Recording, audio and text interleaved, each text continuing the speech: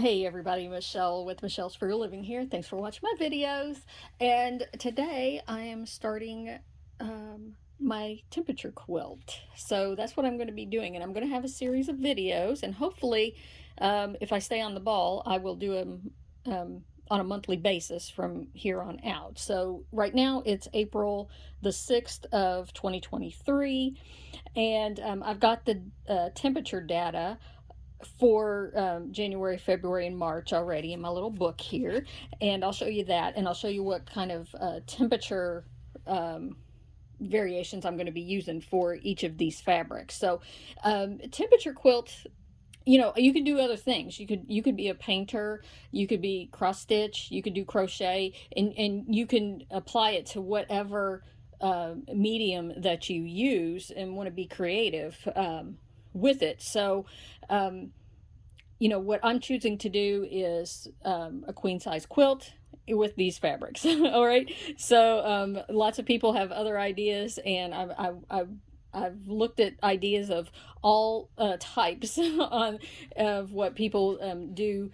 And this is what I came up with. So I want to share with you how I'm going to start it and how it's going to be. So got no clue until we get to the end. So I'm going to try and do a video every month with that previous month's blocks and putting them together, and so you can watch the progression. And yeah, so a lot of people, when you see, they go very traditional on the colors, so that hot days are red, and all the way down the rainbow to the cold days, which are in the blue range. And I didn't want that strict of a rainbow quilt per se.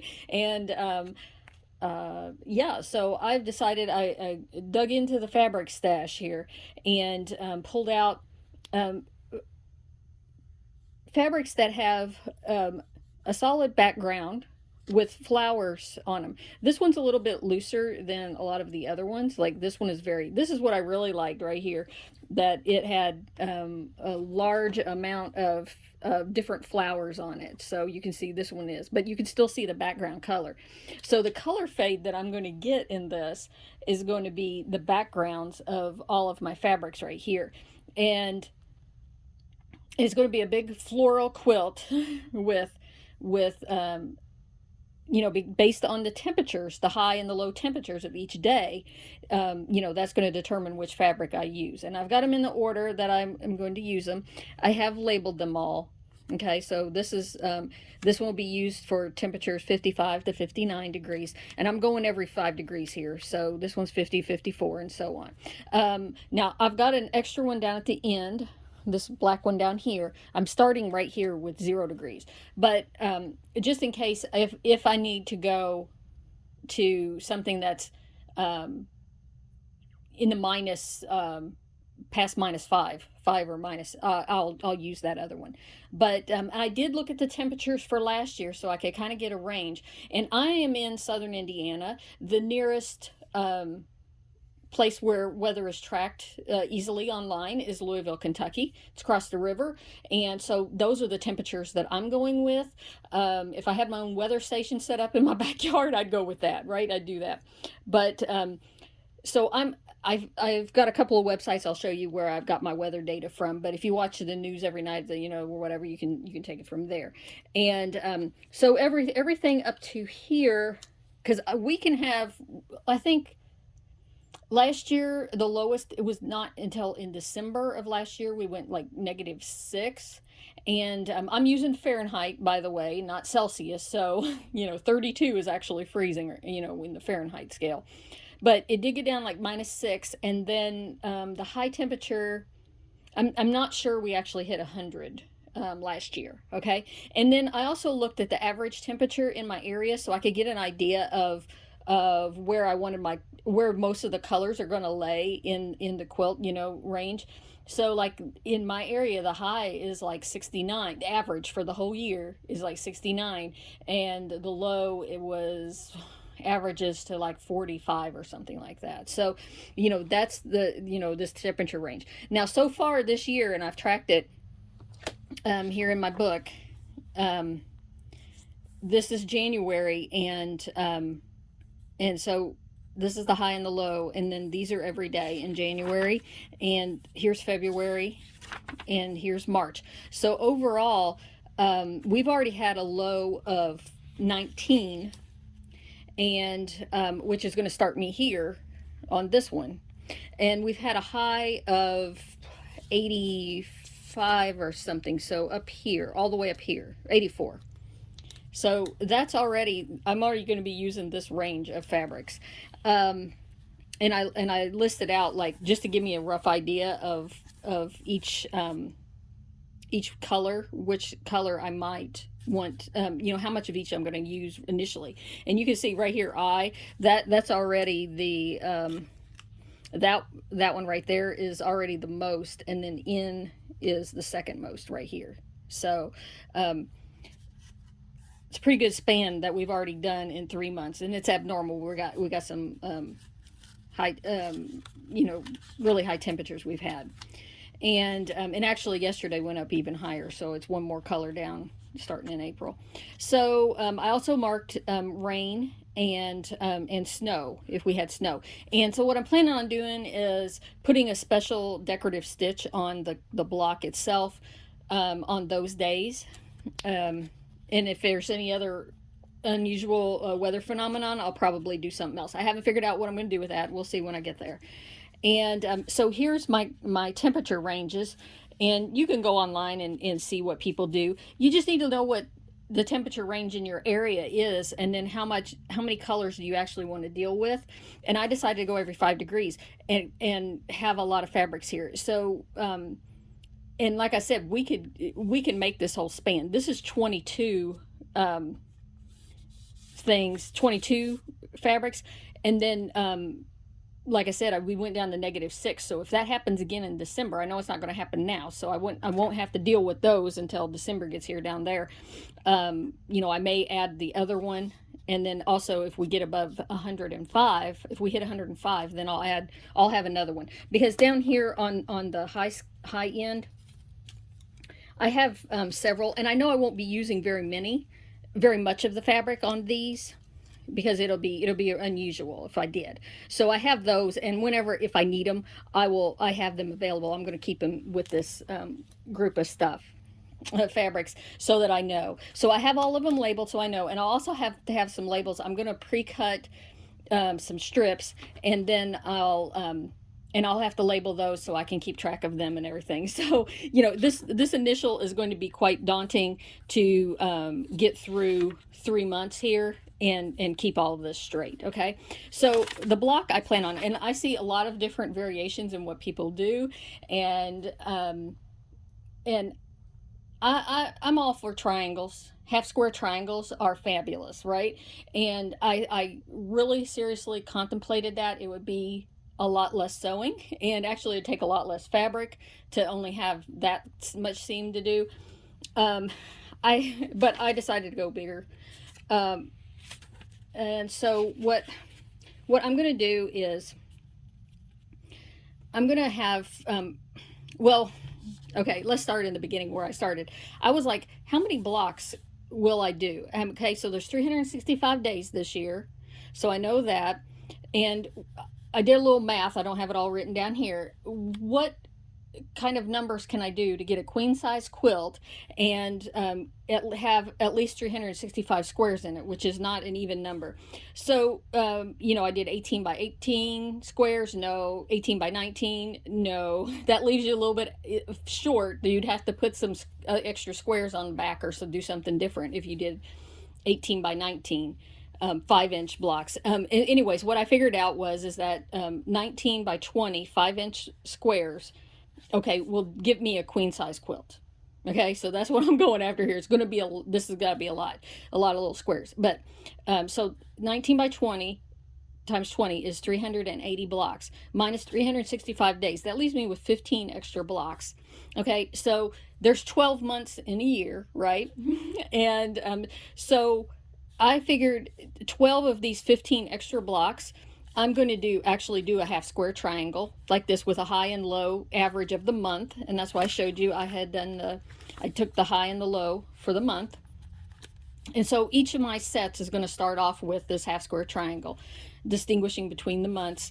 And this will make way more sense when I start doing it. And if you haven't ever watched what other people do, there's lots of methods in this. Some people just make strips for each month, or some people don't care about distinguishing between months and they just keep going, and stuff like that. Okay, there's different things. It could be you could just do a solid. You could do something contrasting of the quilt or whatever to make it stand out. So on those, I'm making them stand out because they're going to be half square triangles. That leaves me with 3 more blocks and I'm going to leave those at the very end, and I'll probably put, I'll put 2023 and, temperature quilt or something like that, whatever. I'm going to use those last 3 blocks to do a little description or do something with those. And that I don't have to deal with that until the end, right? Okay. So, and like I said, for rain or snow, I'll do some extra stitches. There's 2 websites right there that are easy places to find the temperatures for different areas. So, this is Weather Underground. It's www.underground.com, and then which I actually found that one I like it a little bit better than timeanddate.com. But either one you can do, and you can search for the nearest big city in your area or whatever and find it. Okay, so with 5-inch finished size squares, that'll give me 95 by 100, the size, which would be a good queen size quilt. Okay, so the blocks I'm gonna do, I'm gonna do 4 patch.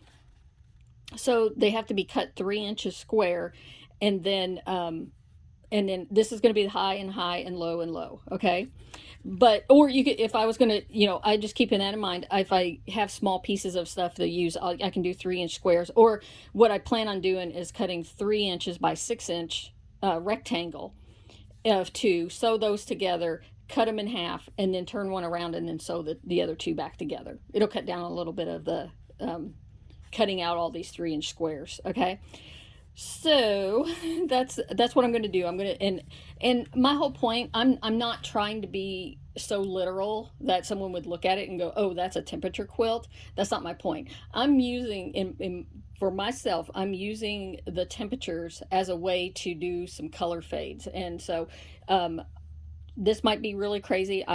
We don't know. I don't know what's going to look like, because like examples I see, everybody's using like either solids or like batik stuff that it's like, dyed in various colors, and just to give it a little texture. But it's hard to see where people are using lots of florally stuff and everything else. But anyway about it, I'm going to end up with a quilt with a lot of squares. That it comes out to 1,520 3-inch squares in this whole quilt.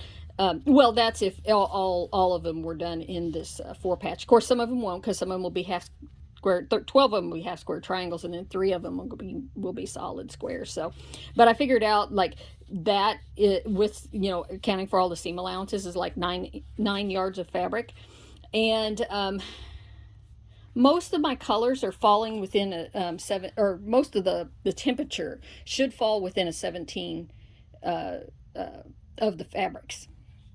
So those I obviously want more of, and I was just kind of calculating how much.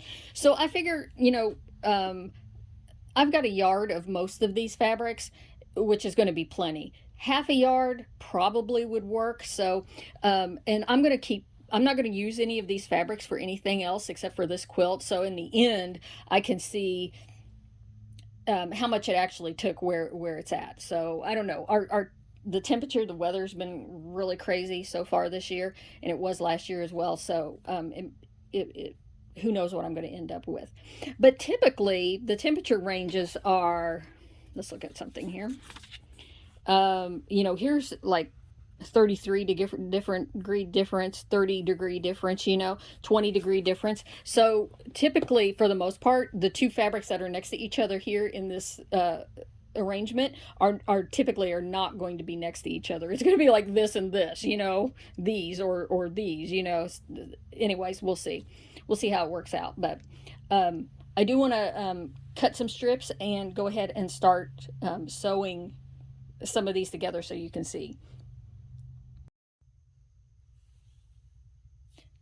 Okay, Now I've got a bunch of 6 by 3 inch rectangles cut.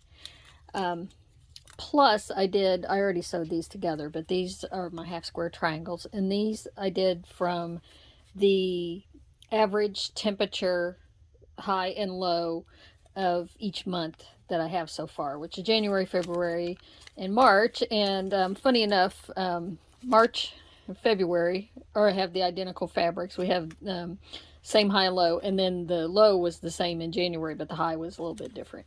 So I have those, and I use these little clips, and I marked them so I can keep track of them. It'll be a lot easier when I only do 1 month at a time, but since I'm doing 3 here. So I have those marked, and I know that this is the top. This is what I want to be at the top of the quilt. So that's going to be my first block in the upper left hand corner of the quilt. So right now I'm just going to work on January. I'm going to do these month by month and everything. So I might have a second part to the video with February and March where I put those together, because this might just get a little bit too long here while I first am explaining how I'm doing my quilt. These are the leftovers I had, says I might use these triangles at another point, and I have them marked on which color they are.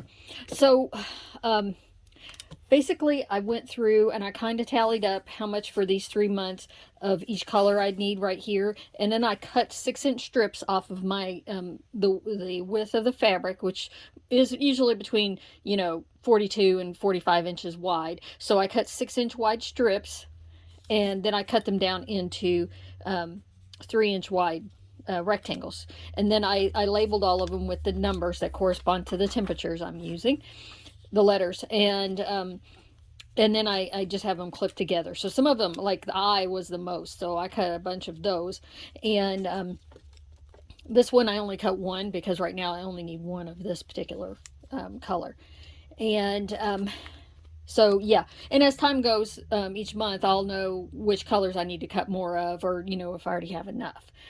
And so then what I did is because I was like, how am I going to keep track, of all of these when I start sewing them together? Because I personally do not want to sew one at a time. I do chain piecing, and I just like to keep pushing them through there. And so, and I'll show you what I'm going to do. But basically, I went through and I had some washi tape. This one I don't particularly find a lot of use for, so I didn't mind sacrificing it for this cause. But basically, I wrote down one, and then I looked at what the temperatures were, the high and the low, and what letters corresponded for the colors. And so 1 is M and J for the high and the low. And then on the second, it's O and K, and it rained that day. And I'll show you what I'm going to do on rainy days and snowy days. And then also I have a plan, because on the 19th of January, I saw a rainbow and I got to take some pictures of the rainbow. So I got a special thing I'm going to do on that day as well.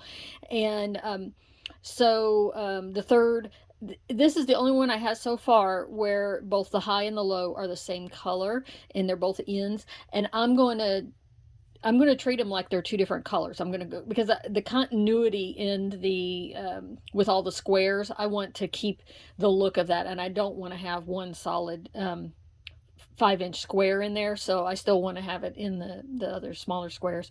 So anyways, I've got all of the dates here with the corresponding colors, and then I'm going to go through individually, and I'll show you how I'm going to keep track of that. So, and I happen to have this little bin, which was exactly perfect to hold these, so that'll work. And I'm going to get a Sterlite tub that I can set all of those fabrics into, and this into, and all in the quilt top as I put it together, because I'm sure I'm not going to have it laying out all the time. I don't have a design wall or anything like that I could leave it on.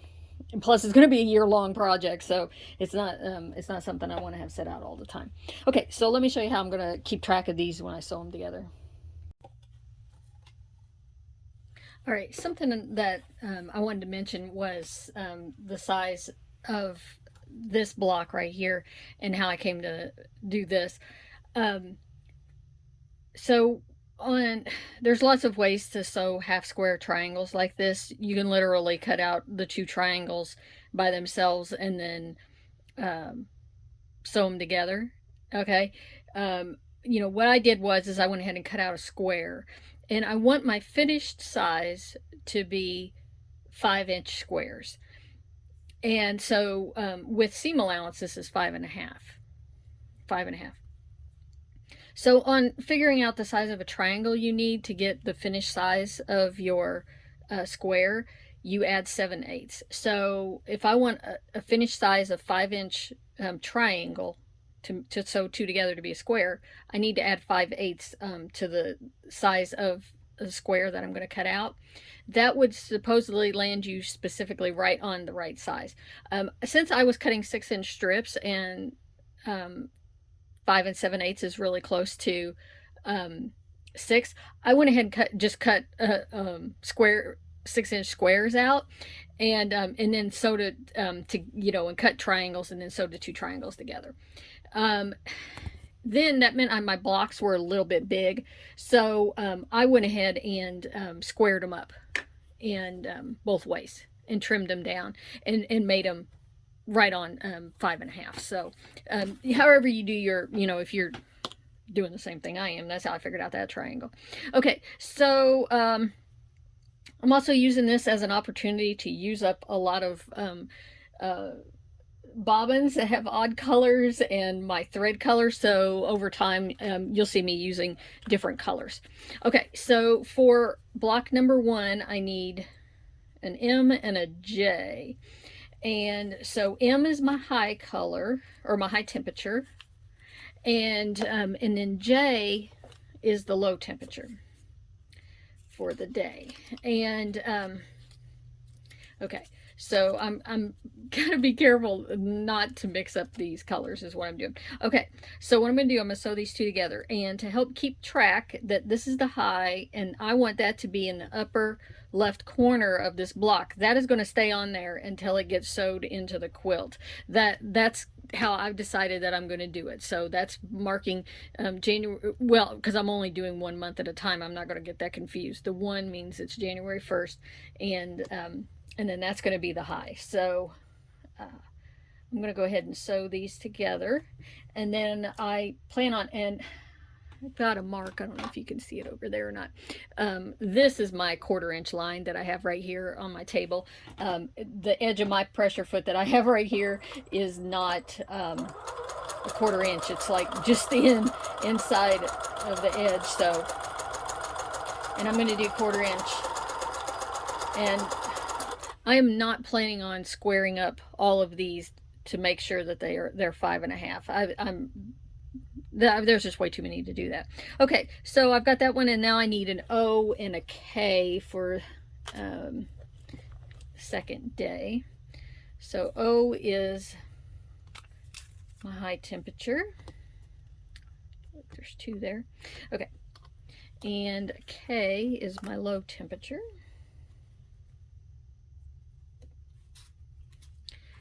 And once again, I'm going to take my little sticker and I'm going to stick it right up there. So now I could make this quilt a lot simpler on myself if I wanted to, by just doing the colors like this and having 2 rectangles representing them, and I could lay them, you know, back and forth. But I'm not a easy kind of person on doing things. Okay. All right, I'm just going to go ahead and stop at 2 for right now, and so you get an idea of what I plan on doing. But normally I'm just gonna keep on sewing them. But I want you to show you what I intend on doing here. And yeah, I am going to take time to press my seams. I do plan on doing that, but I'm not gonna take the time right here on the camera. So I want to cut this in half because I want to make I'm going to make a 4 patch. So right now it's 6 inches that way, and now that I put that 1/4 inch seam in there, I'm just at let me line this up the other way. It should be at 5.5 right there. Okay, so but I want to cut this in half this way at 3 inches. So hopefully I get this fairly lined up. I'm not right on top of it, so I'm having a hard time seeing it. Oops, let me get that. Okay. All right, so I'm going to cut all of these in half. I want to keep that at the top left, and I'm just going to flip this around like that, and then I'm going to sew these together. And because of you know, the way you would press them, I'm just pressing my seams to one side. One of the seams going that way and one seam's going that way. And because I'm always marking the top, I think it should help in the overall construction of the quilt that those seams will be able to lock together and make it easier. I don't know. I used to always press my seams open, and because my mother did, and that's a whole other thing. So I don't know if I'm just lazier now or what. Okay, so and then once again, I'd press that seam. I will.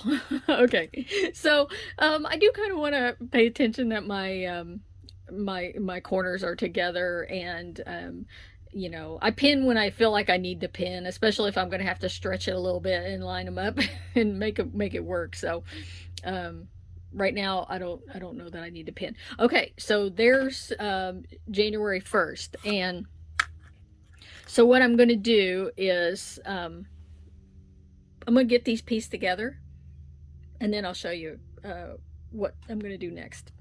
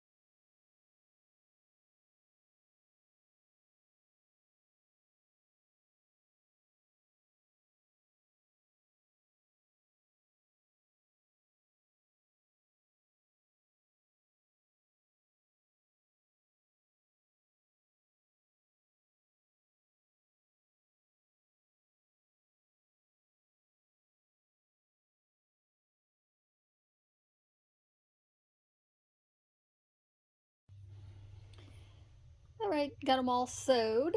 Now it's time for me to do some pressing. I kind of like to save it all for one time, so I've got my labels up here so I can keep track. And yeah, I'm not using any steam, and no, I'm not starching anything. I think some of these fabrics have some starch built into them already. So, okay, I'm good with those. And now we gotta do these. All right, that's my number one that I've already lost my label off of it. So I'll know the one without the label is day one.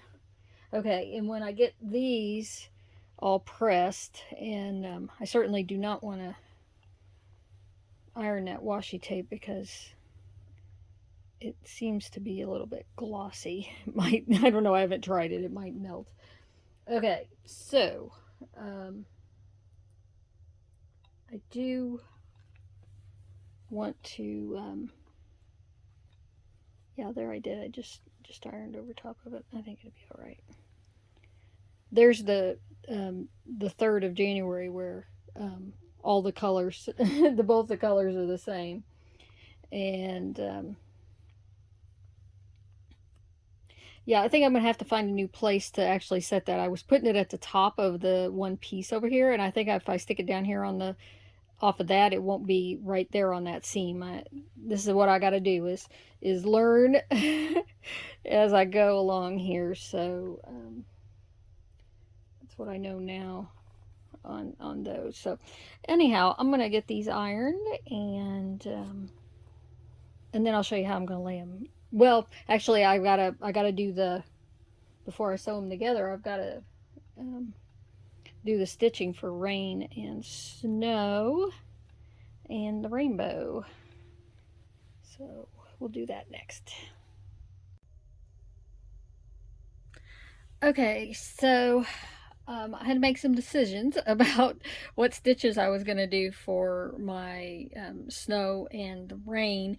And my first choice on the well, let me show you this. My sewing machine, I have a Viking 1 Plus, and it has these changeable cartridges for different stitches. And I have this one that looks like a little snowflake, and that one looked just fine. And I thought, well, this one's like a little leaves, but I thought I could use that for the rain. And then when I did it, I didn't like what it did, and it kind of really pulled this up. The one for snow worked fine. So anyways, I redid a couple of the blocks because I had stowed those stitches and I wasn't being happy with them. So I made a new one, and so I changed and I decided to just do, it's just a wavy line, and I'll show you on this one. It's just a little wavy line.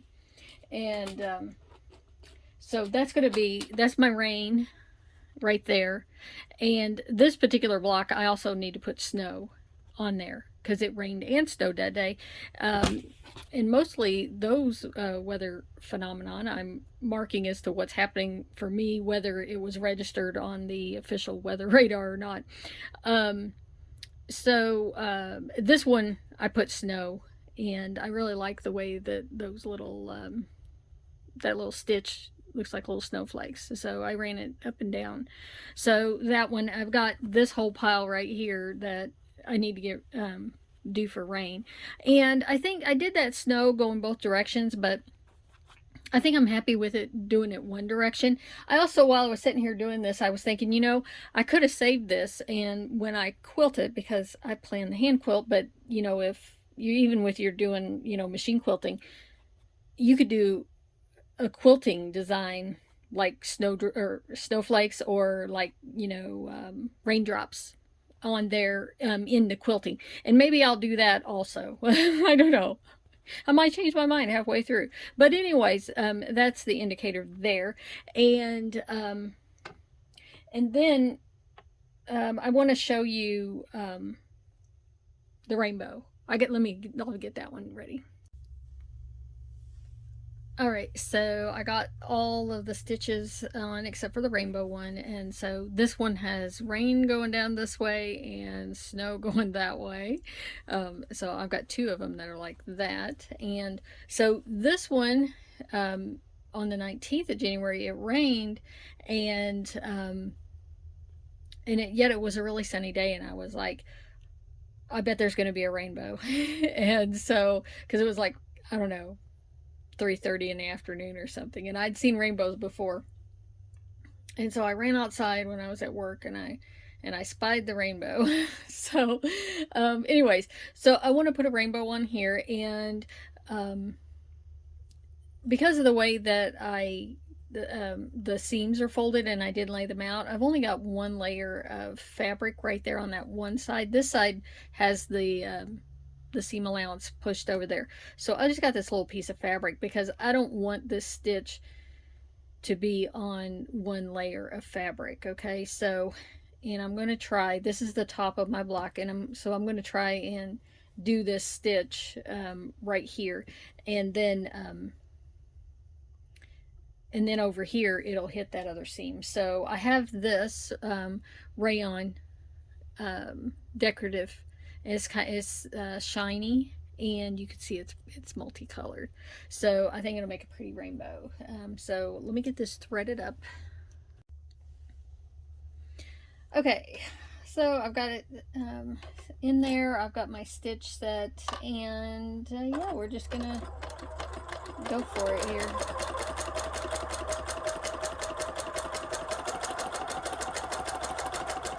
I did put a pin down here just so that piece of extra fabric I put down there doesn't go anywhere.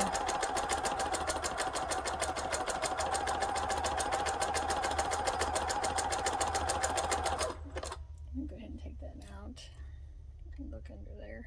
Yep, it's still.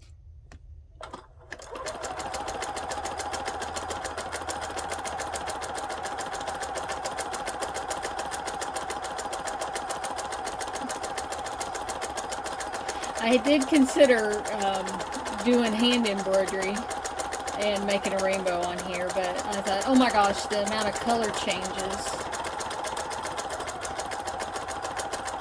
just to do a little rainbow. And then I was thinking, do I have a rainbow applique? I might somewhere. So this rainbow I saw that day was a double rainbow, actually. It was the most spectacular rainbow I think I've ever seen in my life.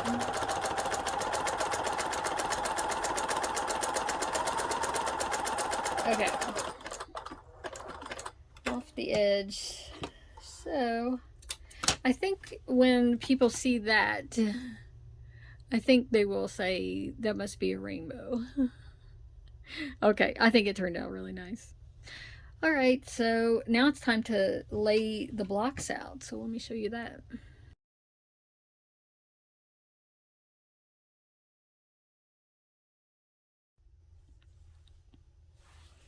All right, now it's time to lay out the blocks. So I've got a couple options here, and I'll show you the one that I'm not going to do is go straight across. So my intention is to have 19 blocks across and 20 down. And so the one option is to just go like this. But this is about a color fade. And so I'm thinking that diagonal is better. I don't know. I'm just thinking that. So that's what I'm going to do. Oops, I got out of the picture there. Okay. So that's the whole month of January. Here's January 1, here's 2, and here's 3. And there's 4. So this is going to take a little bit more care in how I'm going to, you know, how much is I can piece at one time. And so that's why I was also thinking that, see, and that's the 9th. Now I have to move these, of course, to lay them all out here, but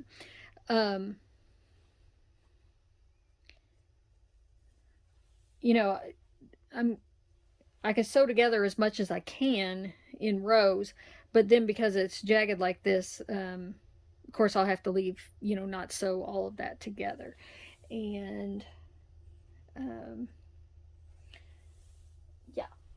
So anyhow, that got me up to the 14th right there, and I just have this laying on my bed. So I'm gonna get these laid out, and then we'll look at it, and hopefully it'll be spectacular.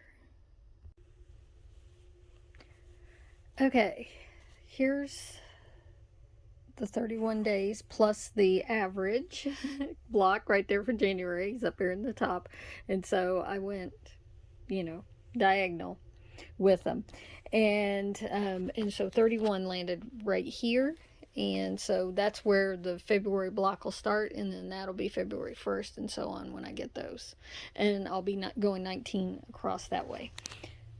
Okay, so something I thought about but wasn't sure how it was going to land until I actually laid these out, and I was going to pin them together to you know, get them sewed together. And I got to looking at the seams and how, because I don't have them pressed open, you know, pressing to one side or the other. And you can see, like I said, I wanted this in the upper left corner, my little sticker, and over here I've got it in the bottom right. Okay, because you can turn the block around and it'll be this way with all of them up like this. But when I go to put them together this direction, that seam allowance is pushed to the right and this one's pushed to the right. So that would be extra bulk right there, okay? And I also had to take into account the one next to it. And right here, this seam is going down and that seam's going up right there. But because of the way that I did them, if I flip this one around, okay, now when I lay this up here, this seam right here is going to the right, and then that one's going to the left. All right. And then when it connects up to the one over here, this is going up still, and this one is going down. And so what I did was, in a checkerboard pattern, I flipped over every other one. So this one, left this one up here, this one's down here. And and so I did that. And then to follow the checkerboard pattern, okay, so it's this one, not this one, but this one over here, diagonal. Okay, so it's the diagonal ones that I flipped over going there, okay, or every other one this direction. This one's flipped around, this one's flipped around, and that one is, okay, that one is, that one is. All right, so when I lay in, as long as I'm consistent in the way that I've been sewing them and pressing the seams, then it'll work out, and then I won't have really bulky seams. Okay, if you press your seams open, obviously that takes care of this problem. All right, so that's just something to consider. Okay, I thought I'd show you how I was going to get these to the sewing machine and keep them in order and not just have them stacked up. Call me crazy. Anyways, I pinned them and I went ahead and lined up my point right there where the four pieces will come together. And so, yeah, I've got them pinned pinned together. I just had to be careful not to poke myself. I'll probably poke myself a couple of times. So the big thing here is I could go ahead and take off my little stickers and maybe leave the one at the top. I could put a pin in up at the top so I could keep track. This one's obvious which one's the top there. And obviously which order they go in, because each row is one less than the others, right? It's just a matter of remembering where the top of each one of these is. In fact, I think I'll just go ahead and take a pin and I'll stick it in the top, because I am going to iron these, and I'll just want to go ahead and get rid of the little stickers off of there. So, and I connected in my February average one. And so the ones on the end down here, so there was, these last ones, in order for me to keep track of which direction this one is going and where it's going to go, I put a pin right there and a pin right there. So after I sew these two together, I'll go ahead and sew that one on, but of course leave a gap down here. So then when I get the one for February, I can sew it right there and then connect them up. So here I have all of the columns sewed together. Well, going down like this. And it worked out just fine, even though I had all those pins in there. I didn't poke myself one time with them. So basically, I just sewed across, sewed those together, and then sewed this together, this, and then, when you get those, then you can clip, I can keep chain piecing, and I don't have to take it, cut the threads. I mean, I cut these ones off as I sewed here, and then this one was long enough that I actually just grabbed this end and stuck it in there before I started clipping them apart. And then until I got them all sewed together. And yeah, so and let me show you this one. So I did just sew that on down to there, and I left that so when I get the next one, the February block, to stick in there, I can. And then I can, once I get this long piece sewed together, and this also all of these ones together, and then sew it onto here, and then I can sew this the column together. So what I was thinking about, because I was like, do I go ahead and iron them now? And I was getting ready to, and I thought, oh, but I don't know which way I want to iron the seams. So I was thinking about it, and obviously I want one seam to go up, and I want this one to come down on this. So once again, having to alternate. And so basically what I'm going to do is I'm just going to go ahead and I'm going to pin this together, and that will set one up, one down, and then when I pin this piece to this piece over here, I'll know, which way to do it, just based on the having sewn the other side. And once again, I'll just leave a gap down here so that I can sew the rest of them on. And yeah, so let me get that together. All right, so I couldn't help it. I had to go ahead and just pin them all together. It's just the way I am. It's the way I do stuff. So So I pinned all the columns together. But I kind of did it, well, it's just faster if I just do all this at one time and then I can sit down and just and sew.